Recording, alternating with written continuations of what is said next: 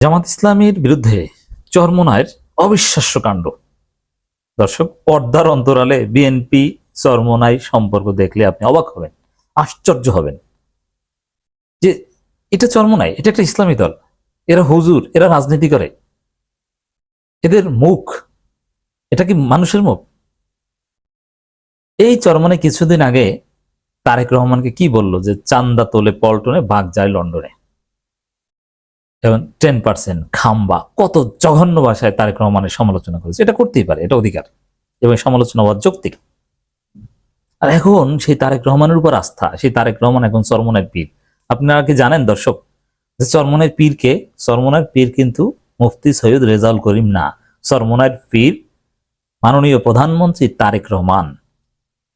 চরমোনাইয়ের নতুন পীর তারেক রহমান, পীর মানছে তাকে। এটা কি দালালি না? এরকম ইউটার্ন কিভাবে নেয়? How is it possible? Charmonai রাজনীতি একটা ধরা খেয়েছে জোটের সমীকরণ, ঠিক আছে, তারা সাইড কেটে গিয়েছে, ধীরে ধীরে তাদের রাজনীতি 12 ফেব্রুয়ারি নির্বাচনে তাদের রাজনীতি নাই হয়ে গেছে এখন, যার ফলে তাদের রাজনীতি নাই। ধীরে ধীরে স্থানীয় সরকার নির্বাচনের মাধ্যমে তারা রাজনীতির ট্রাকে ফেরার চেষ্টা করবে। That should have been, but তারা এভাবে নোংরা ভাবে বিএনপির পক্ষ নিচ্ছে, অথচ সরকারি দলের পক্ষে গেলে সেই দলের কোনো ভবিষ্যৎ থাকে না। ছোট ছোট দলগুলোর রাজনীতি থাকে মূলত বিরোধী দলীয় গ্রাউন্ডে এবং সরকারের বিরুদ্ধে। সরকারি দলে যারা থাকে, অতীতে দেখা গেছে, যেমন বাংলাদেশে একটা পার্টি ছিল এলডি, বিকল্পধারা, সেখানে মাহিবি চৌধুরী ছিল, তার আব্বা বি চৌধুরী ছিলেন, অত্যন্ত সম্মানিত এবং গুরুত্বপূর্ণ লোক ছিলেন, এবং তরুণ প্রজন্মের মধ্যে তাদের একটা আকর্ষণ ছিল। বাংলাদেশের যদি 5-6টা দল হিসাব করতেন, তাদের মধ্যে মাহিবি চৌধুরী, বি চৌধুরী, তারা ছিল ওয়ান অফ দেম। আজকে যেরকম আমরা নুরুল হক নুরির কথা বলি, জোনায়েদ সাকির কথা বলি, মাহমুদুর রহমান মান্নার কথা বলি, কিংবা ব্যারিস্টার ফুয়াদের কথা বলি, এবং মুজিবুর রহমান মঞ্জুর কথা বলি, এরকম কিছু তরুণ রাজনীতিবিদদের নিয়ে যদি আলোচনা করা হয়, যাদের নাম আসে বা টকশোতে বিভিন্ন জায়গায় কোনো কোনো ভাবে দে আর রিলেভেন্ট টু আস, ওরকম বা তাদের চাইতে গুরুত্বপূর্ণ থাকতেন মাহিবি চৌধুরী। কারণ মাহিবি চৌধুরী সাবেক রাষ্ট্রপতির ছেলে, আবার বিএনপি করতেন, সাবেক এমপি, অমুক তমুক কত কিছু। কিন্তু ভুল করে সরকারি দলে গেছে, তাদের রাজনীতি শেষ হয়ে গেছে। এরা একদম পুরো প্রো বিএনপি ছিল। মাহিবি চৌধুরী, বি চৌধুরী, তাদের সাথে আমার অত্যন্ত ভালো সম্পর্ক ছিল, অনেকেই জানেন আপনারা, আমাকে তারা পছন্দ করত। বাট আমরা কি দেখছি? আমরা দেখতে পাচ্ছি যে মাহিবি চৌধুরী আজকে নাই, বি চৌধুরী নাই, সেটা ভিন্ন কথা, মাহিবি চৌধুরীও নাই, তার কোনো অস্তিত্ব নেই, রাজনীতি থেকে হারিয়ে গেছে। এই জন্য সরকারি বলয়ে গেলে তার রাজনীতি থাকে না। চরমোনাই এখন ওই মাহিবি চৌধুরীদের মতো বিএনপির দালালি শুরু করেছে, যার ফলে তাদের রাজনীতি থাকবে না, তাদের পীরের ব্যবসা থাকবে কিন্তু রাজনীতি থাকবে না। দর্শক, খবর, চরমোনাই পীর সাহেব বলছেন, সৈয়দ রেজাউল করিম বলছেন যে জুলাই সনদ বাস্তবায়নে মাননীয় প্রধানমন্ত্রীর বক্তব্যের উপর আমাদের আস্থা আছে, আস্থা রাখতে চাই। এর মানে পীর সাহেবের উপর আস্থা রাখবে না, রাখবে কার কাছে?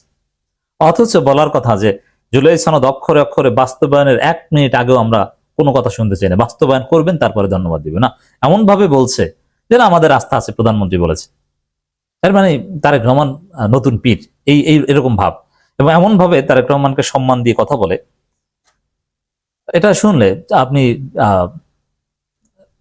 এটা একটা সহজ একটা মেকানিজম বলি যে চরমোনাই কোন পক্ষে আছে। দেখবেন যে ছাত্রদল শিবিরের মধ্যে একটা ঝামেলা হয়েছে, ছাত্রদল একটা প্রকাশ্য অন্যায় করেছে, কিন্তু চরমোনাই সবাইকে দেখবেন যে এরা ছাত্রদলের পক্ষ হয়ে শিবিরকে গালাগালি করছে, এবং এখন ছাত্রদল তাদের কাছে প্রিয়, নির্লজ্জ ভাবে। তো দর্শক, এবং তারা সেই পুরনো বস্তা বসা কথা বলছে। একদিকে তারেক রহমানের উপর আস্থা, একদিকে তারা বিএনপির পক্ষ নিয়েছে, এবং তারেক রহমান ডাকলে যায় কত কিছু, এবং তারেক রহমান তাদের দরবারে হাদিয়া তোহফা পাঠান, বিশেষ দূত পাঠান, তারেক রহমান দূত, তিনি কিন্তু চরমোনাই দরবারে যান, এই লাস্ট ওয়াজেও গিয়েছিল। এগুলো চলছে গোপনে। আর আমরা দেখতে পাচ্ছি যে যেই বিএনপি মার্কিন যুক্তরাষ্ট্রের সাথে গোপন দালালি চুক্তিতে আবদ্ধ, এ বিষয়ে চরমোনাই তেমন কোনো বক্তব্য নাই, কিন্তু জামাতের সাথে নাকি জোট হয়নি এই মার্কিন যুক্তরাষ্ট্রের সাথে মাখামাখির ফলে। দেখেন, চরমোনাই তাদের ঢাকা দক্ষিণ এবং উত্তর সিটি কর্পোরেশনে প্রার্থী ঘোষণা করেছে, যদিও তাদের এই প্রার্থিতা বা এগুলো নিয়ে কারো কোনো আগ্রহ নেই, এটা নিয়ে রাজনীতি কোনো আলোচনা নাই। কারণ চরমোনাই এখন রাজনীতির ট্র্যাকে নেই।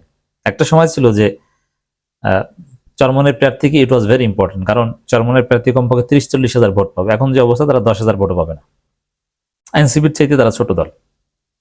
এই জন্য কে ঢাকা উত্তর দক্ষিণে চরমোনাইয়ের প্রার্থী এটা ম্যাটার করে না রাজনীতিতে, নাম্বার 1। দ্বিতীয় হচ্ছে দর্শক,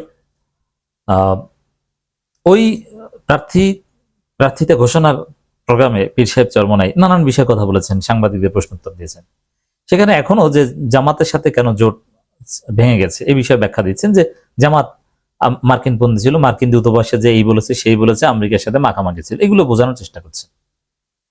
অথচ এটা তো প্রমাণিত হয়ে গেছে যে মার্কিন যুক্তরাষ্ট্রের দালাল কে? বিএনপি।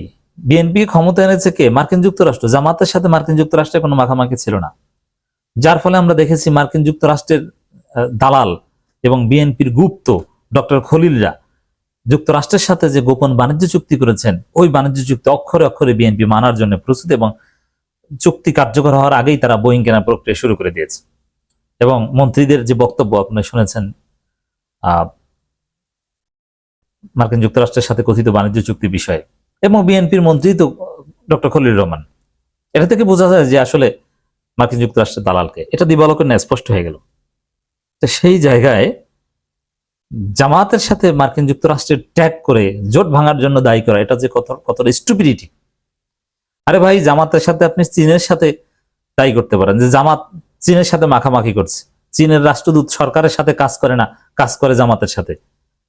চীনের সরকারি অনুদান সরকারের মাধ্যমে দেয়াচ্ছে না, জামাতের মাধ্যমে দেয়াচ্ছে। আমিরে জামাতের সাথে মাখামাখি, জামাতের আমির বা এই যে ডাকসুর ছেলেরা, এরা চীন যে ঘোরাফেরা করছে, কই আমেরিকা তো যাচ্ছে না। যদি চীনের দালাল বলতো বা চীনের কারণে জোট ভেঙে গেছে একটা কথা হতো, কিন্তু যুক্তরাষ্ট্রের কারণে জোট ভেঙে গেছে, এটা তো মিথ্যে কথা। দর্শক, এই চরমোনাই কমপ্লেক্সিটিটা বুঝতে পারছেন? আর এই চরমোনাই আমি অবাক যে এখনো জোট ভাঙার জন্য জামাতকে দায়ী করছে। এবং আমরা যে কথা আগে থেকে বলে আসছি যে এটা আসলে বিএনপির খপ্পরে পড়েছে। তারা আসলে সরকারি দলের দালালি করতে পছন্দ করে, তাদের কোনো রাজনীতি নেই, সরকারি দলের দালালির মধ্যেই তাদের রুটি রুজি, তবে হালকা দালালি, একদম মারাত্মক দালালি না।